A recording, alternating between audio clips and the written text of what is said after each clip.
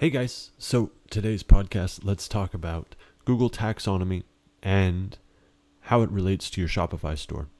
So what is Google's taxonomy? First, it is this crazy looking stuff here on the screen. And what it basically is the breadcrumbs layout that Google prefers for any website. So this is how Google sees each product type, each product category, what they think is every product category out there in the world. So if you're selling, let's say, pet supplies and you're selling cat toys, this is the layout Google wants in your store. So they want animal and pet supplies. That could be your collection. Pet supplies could be a sub-collection. Cat supplies, another sub-collection. And then finally cat toys. And then you list your cat toys in that product collection. So, yikes. Forgot to disconnect my phone. Same thing goes for just about anything else you're selling. And the closer you get this taxonomy to, this setup on your store, the better your store is going to rank. So when everyone talks about search engine optimization and let's get out there and spend hundreds or thousands of dollars on hiring a company to get everything set up for us. Sure, as a one-time, that's great, but one thing I never see SEO companies do, and it is the most important thing, is get these taxonomy sets correct. So if you have a Facebook store, if you have a Shopify store and you want to link it to Facebook, Google Shopping ads, just about any platform, they're all going to try to follow a very similar taxonomy to Google. Why? Well, because Google is one of the first online that set it up. They stole a lot of it from Amazon, I think, but who knows for sure? Maybe Amazon stole it from them. Regardless, all major platforms use about this taxonomy, or at least will understand it very clearly, and it really helps set your store up for just a better layout. Now, some of the options you could do besides collections and sub-collections, especially if you don't know how to set those up. If you don't, though, I'd get somebody or YouTube it just so you can definitely get sub-collections set up. It is a huge benefit to your store. You might also want to, instead of setting up collection, sub-collection, and then the actual product, or sometimes you may want to include this last line in the product title. There's really 50 different ways you can set up this taxonomy. What I'd usually recommend is this would be a category or a collection, and then the next step over, you'd find what you're actually selling. So it may not be live animals, maybe pet supplies. It could be something totally different, clothing, whatever the case may be. I'm just using these as an example because they're at the top of this taxonomy list. And as you can see, it is absolutely huge. So I'll show you where to get this in just a second before I forget. But how to set it up. So collection, sub-collection, product, or maybe vendor name. So when you're going into a Shopify store and you see, let me just bring up my Shopify, or one of my Shopify stores here. We'll let it come up.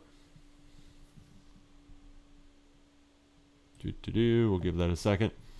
So once that loads, I'll show you vendor. I think a lot of you know when you're setting up products where the vendor name is for a product. But let's go over to products here. We'll just go to this checklist.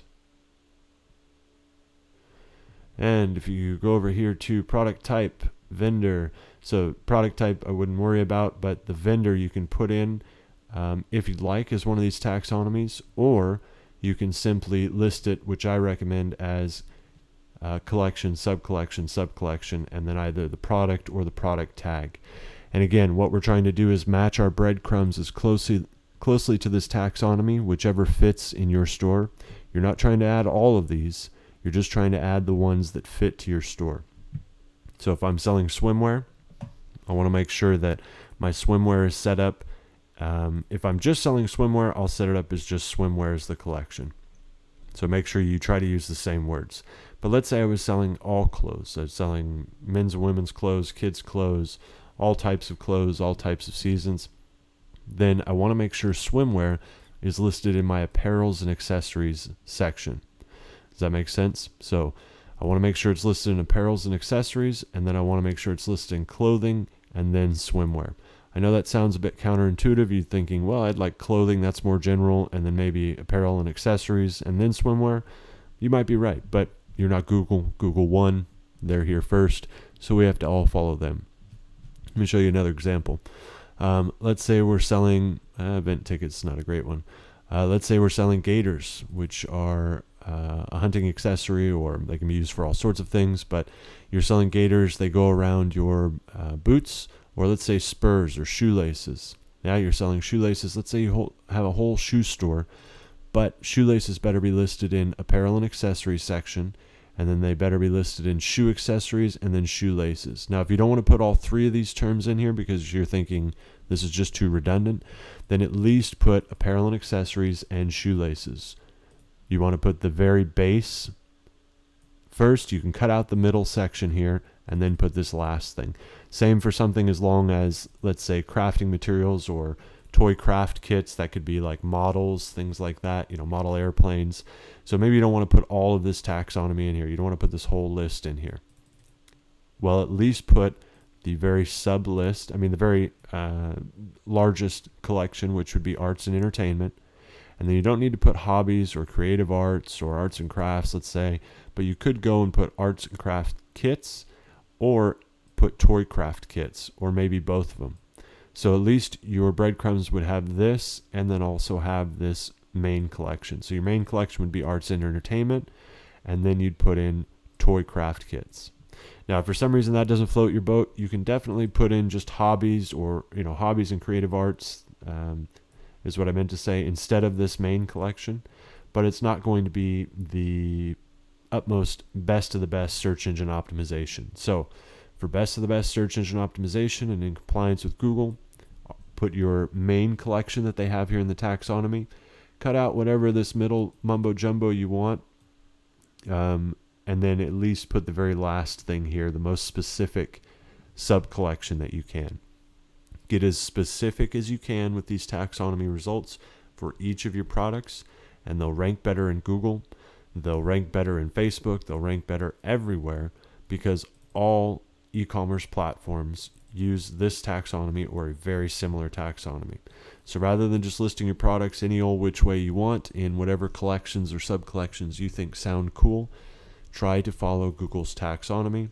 It will really make a difference over time for your search engine optimization, for organizing your store, and especially if you're drop shipping, for just ranking overall in different platforms. So how do we get Google's taxonomy? You literally just type into search. You can go to Google and search it, but I just use the title bar, URL bar. I'll get it right.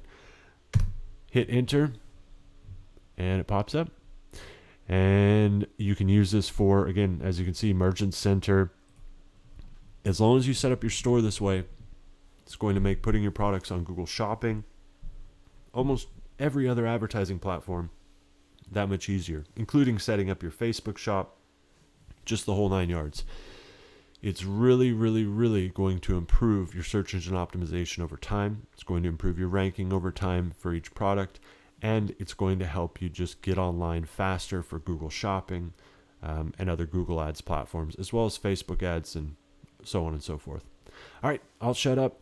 Thanks so much for stopping by, guys. And if you have any questions, submit them in the links below. Otherwise, have a great day.